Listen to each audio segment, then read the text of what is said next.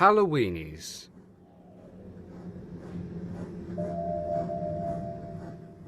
Every few days, the island of Sodor delivers a peace offering of assorted goods and rowdy runaway children to the other railway. It is known imaginatively as the Midnight Goods, and is usually pulled by Douglas, a powerful Scottish steam engine. He hates the job enormously. Diesel and Spamcan are always insulting him and making his work difficult. But today's delivery was worse than ever, for today was Halloween. And every year, on the date of the accident, it runs again, as a warning to others, plunging into the gap, shrieking like a lost soul. Oh, what are you on about now, you great Scotch pillock? The ghost train. Driver saw it last night. Where? Asked Diesel and Spamcan. He didn't say. Och, it makes my porridge wobble to think of it. Ha! Snorted Diesel. It's always the same.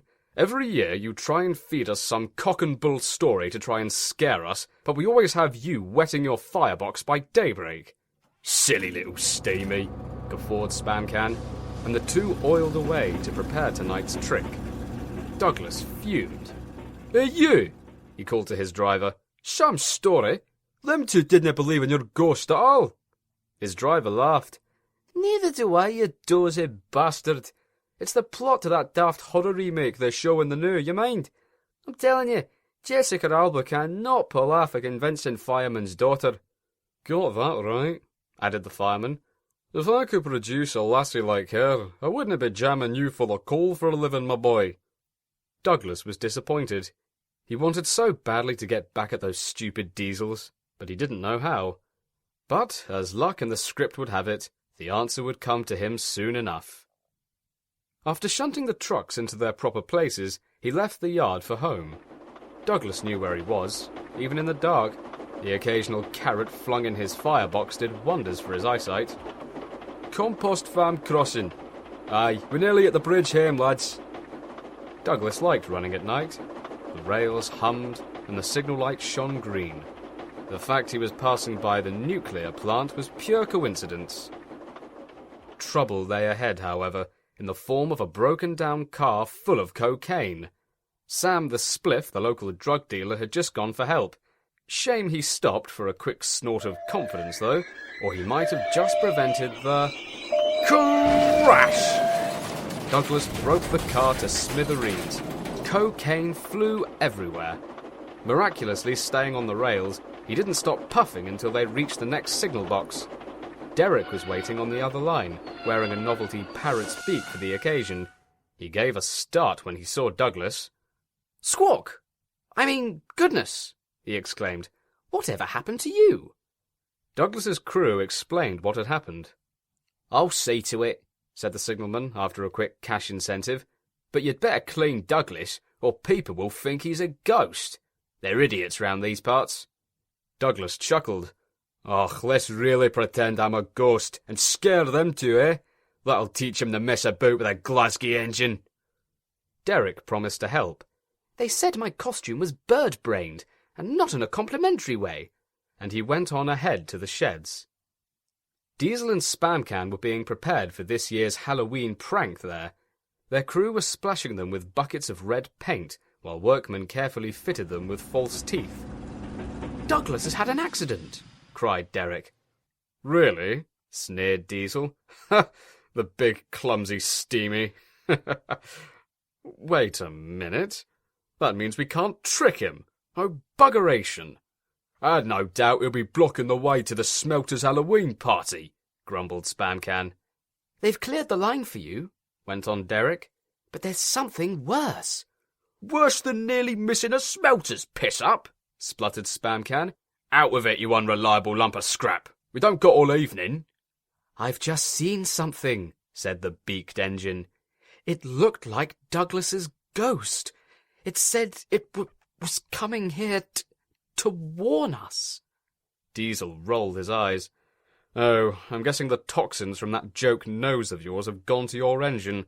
Don't be frightened, dimwit. It's just your frail imagination." The workmen finished decorating the goods Diesels and left for their own drunken parties. The 3 engines remained shut in the sheds while their crews went to get their own costumes. They sat in silence all alone. But not for long. Peep, peep, pep, pep, pep, pep, peep. Let me in. Let me in, wailed a Scotch voice. No, no, wailed Derek. Not by the rust on my tinny tin tin. Diesel and Spamcan were very confused and more than a little worried. Then I'll chuff, and I'll puff, and I'll break your door in. Crash! A ghostly white steam engine burst through Derek's shed door, eyes rolling and whistle blasting. Ah! Screamed the engines. Diesel and Spamcan were terrified. Derek was finding it hard not to laugh. Come here, I'm gonna eat ya! Roared Douglas and blew a large cloud of steam in Diesel and Spamcan's direction. Cocaine sprayed all over their faces and was quickly sucked through their air intakes. The ghost train was now spouting fire, flicking out a serpent's tongue and bombarding them with oil-sucking bats. At least in their eyes. Run away! Run away! Cried the drugged-up Diesels and crashed through their respective shed doors as fast as their wheels could carry them, screaming into the dark night. It was morning when Diesel and Spamcan were found. Derek was preparing to take the morning goods train when he found them cowering in the yard, surrounded by walls of trucks. Where have you two been? Smiled Derek. Did you enjoy the party? Ah, well, quivered Diesel. We figured you'd be a bit, upset about Douglas, so we, figured we wouldn't go, being respectful and all that. Yeah, stuttered Spamcan. We slept here, you know, to get some nice fresh air about us, and, a long, low whistle echoed around the yard. Can't stop, yelped Diesel. Got to see some pills about a doctor. And they roared away, sending trucks flying everywhere. Douglas was none the worse for his adventure. The workmen had cleaned him overnight, and he was just puffing through on his way home. He had heard everything.